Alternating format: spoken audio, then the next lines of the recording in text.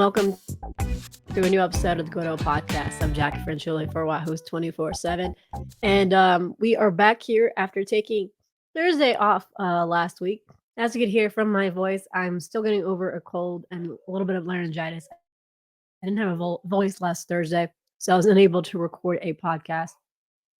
So we're going to make up for that with a podcast on Thursday when it comes to basketball. Today, I'll do a shorter podcast just about what big storylines came from Tony Elliott's press conference on Wednesday and just talk a little bit of recruiting as we turn tables to mostly 2024 recruiting when it comes to Virginia football. It'll be a little short since you can tell that I still don't have my complete voice and I'm still dealing with that respiratory cold. So first off, thank you again for listening. And if you like what you continue hearing from our podcast, make sure you subscribe to wherever you listen to your podcasts and leave us a review and rate us on both Apple and Spotify.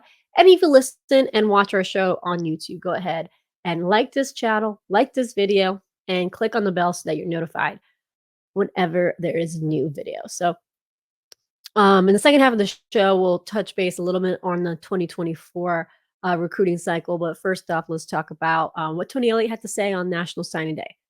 Big news then was they didn't sign anyone as far as high school prospects. We're still waiting on the situation surrounding Devin Clark. As if you're a listener to the show, follow recruiting, you know he committed to Virginia after taking an official visit. He did not sign on signing day. We've been following up with Devin and the situation there. He says that he's still on track to sign for Virginia. So we're waiting to see how that situation kind of unfolds there with admissions and all that stuff. So we'll have those updates on Wahoo's 24/7. As I'm recording right now, we don't have an update. Just Devin is pretty confident that he will be a who. So we're still following up on that. But Tony Elliott was pretty adamant saying that they're not done in this class. What he would like to do is they'll see what they have in spring, but they'll like to add more offensive linemen to this class via the portal. Obviously, the portal will open up back in spring for about just under 2 weeks. So it's a short amount of time to try to find those pieces, but that's where they will try to focus their attention a little bit and then get those offensive linemen and also try to reinforce the secondary. Probably another corner, another safety.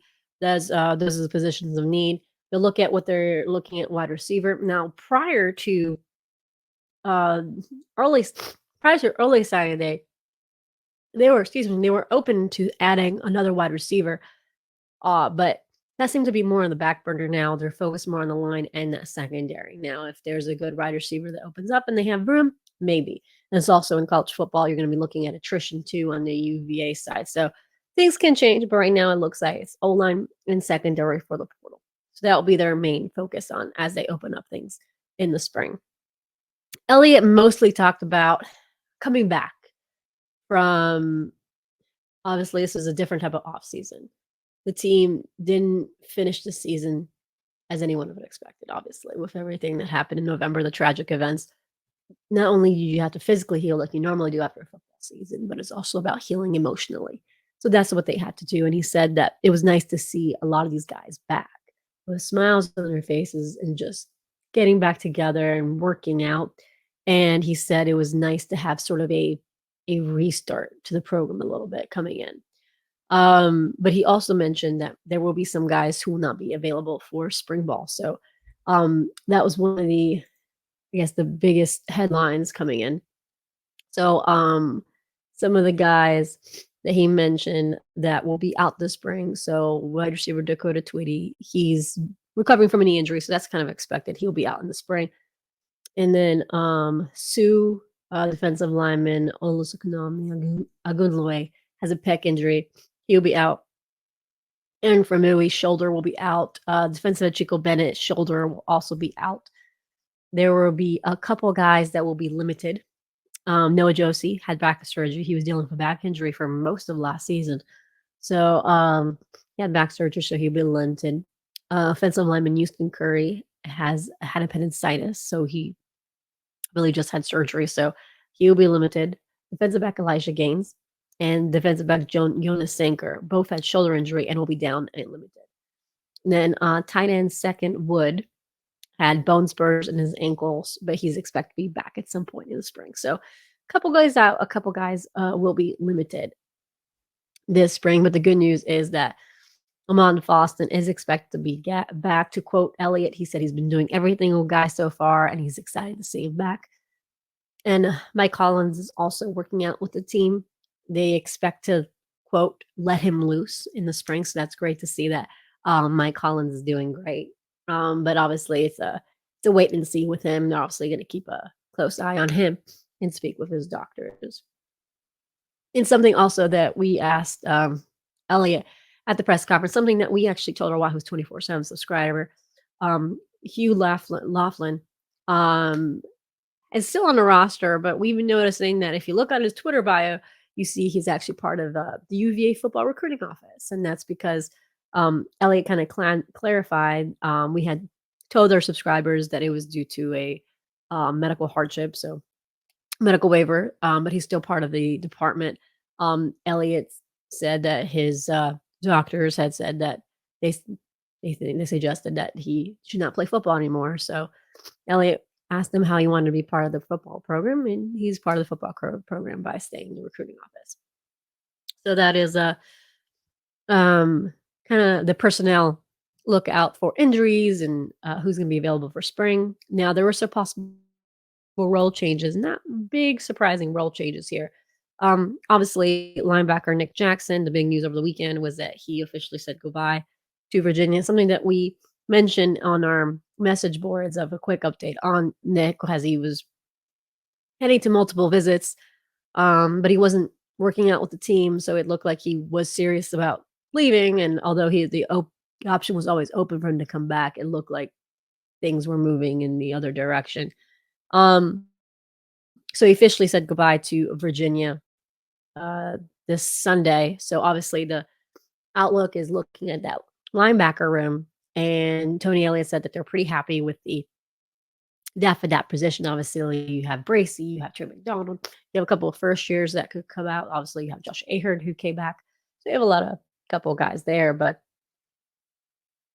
also you have Langston Long. I know he's listed as safety as at the roster, but I mentioned a few times that I could see him coming into a linebacker, and Elliott this during his press conference said that they're looking into moving him closer to the box, and that all depends on how comfortable they feel at depth at the linebacker position. Who they also bring Cameron Robinson, which is one guy that even Elliott has mentioned could be college football ready when he steps on ground system. And so that's been kind of the outlook at the linebacker position.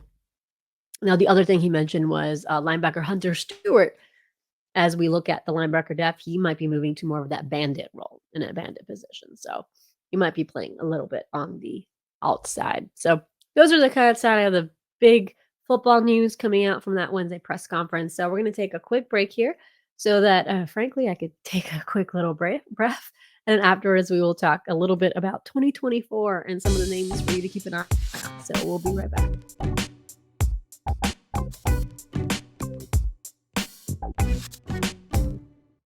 And welcome back to the Good Old Podcast. I'm Jacquie Franciulli for Wahoo's 24/7, and we talked about some headlines from that Tony Elliott press conference on National Signing Day, and now we're going to break some down for the 2022-2024 class. Like I said earlier, they're still going to be trying to close out the 23 class through the portal, and maybe add one more high school player if everything works out, Devin Clark. But some of the focus will be now turning in 2024. We actually saw that with the staff and where they were visiting during that contact period in January. A lot of their focus was on 24, 25, and 26. Yes, I said 2026. You got to start that early, which is why every time I said 23 will not be the class that you judge the staff on, because theoretically they couldn't do this last January. They couldn't be on 2025 because that's where technically they should have been already last year. They needed to be on 24 and 25s and 23, 24, and 25 when they were still talking on 2022 and maybe some 2023 since they have and some 2024s. But they weren't really all in on those because they still had to get linemen for 2022. Now, this year, they kind of had to get a little bit ahead of the game, and they were able to reach out to some of these kids. But we're only going to focus on 2024. Too much for 25, 26. You're still miles away. So 2024 is our focus. The reason why I kept saying also for people to kind of hold off on judgment was because the 2024 class in the state of Virginia is loaded. There's a lot of great talent in the state of Virginia. and in the surrounding areas, including, DC and Maryland, but in the state of Virginia, a lot of great talent. So I'm actually gonna bring up some of the top 20 football players here, and some of these names are should be pretty familiar if you're following Virginia recruiting.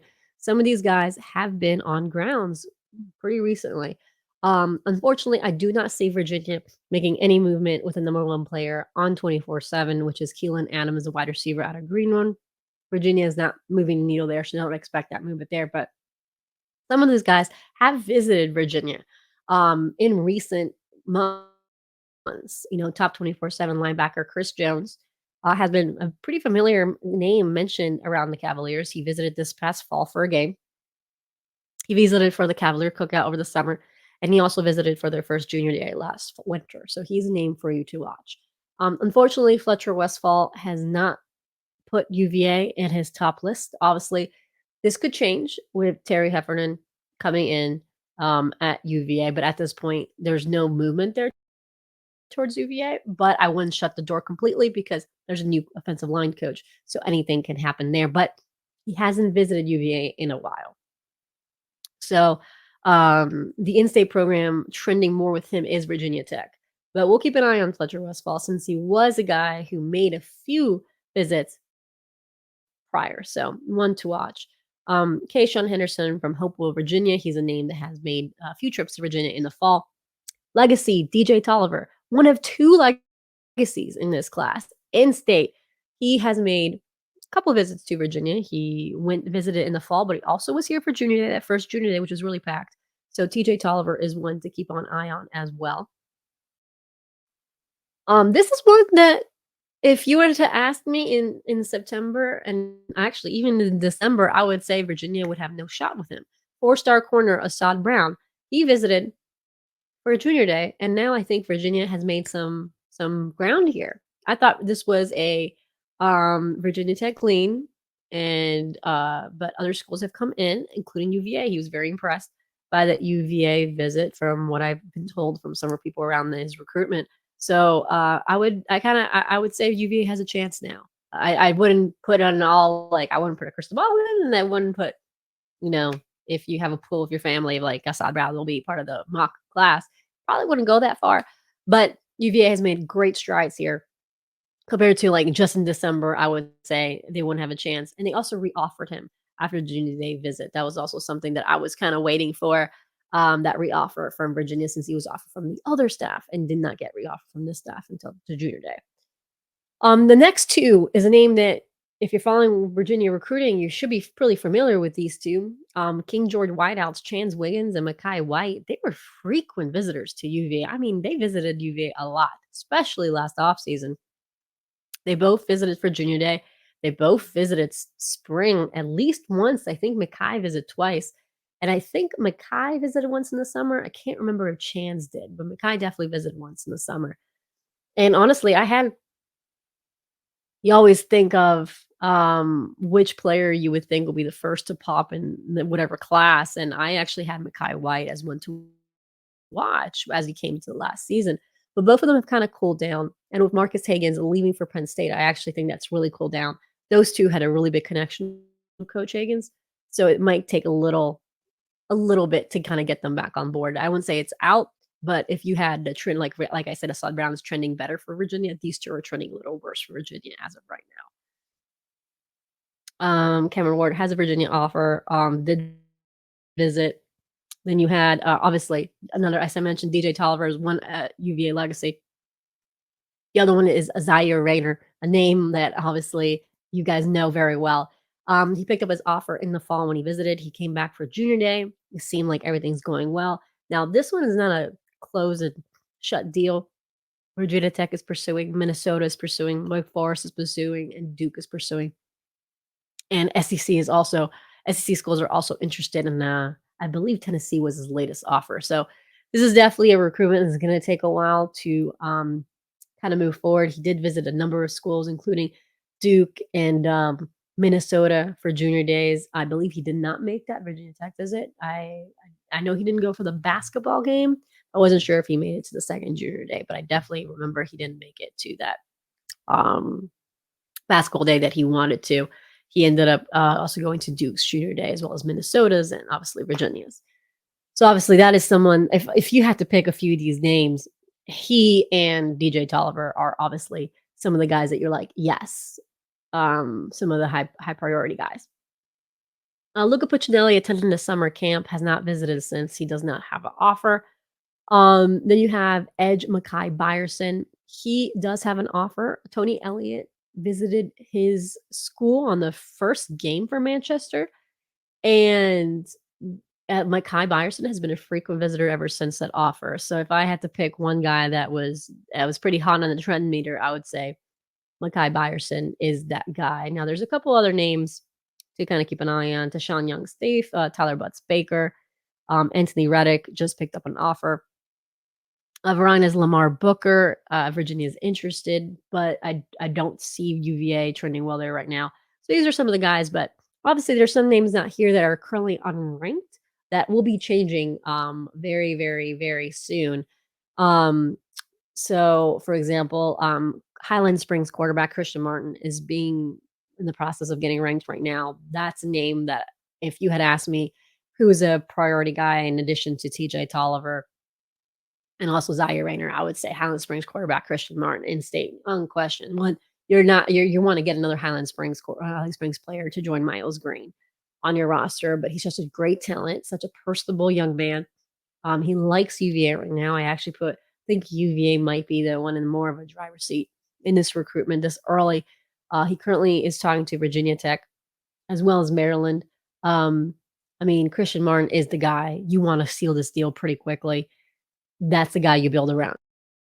You build your class around. He's a very personable guy and is very talented. So if you that I wouldn't say it's make it or break it for you for your class, but Highland Springs quarterback Christian Martin is definitely a guy that Virginia really wants in this class. Um, the other guys that are still being ranked as well is linebacker Chris Cole and running back Peyton Lewis, both from Salem, Virginia. Both had some really good offers. Chris Cole and Peyton Lewis are both guys that have seen their stock rise in recent weeks, and they're going to see still their stock rise in a couple of weeks here as schools kind of evaluate the 24 board. Chris Cole has offers from West Virginia, Virginia, and Vanderbilt. And then Peyton Lewis has numbers of new offers, including Tennessee that he just picked up in the last 24 hours, Penn State, West Virginia, Boston College, JMU, Virginia Tech, and South Carolina. Those guys are going to be among one of the best in the state of Virginia. And it's good that Virginia got in early in these two, particularly Chris Cole. And these two have both mentioned an interest in visiting in the spring.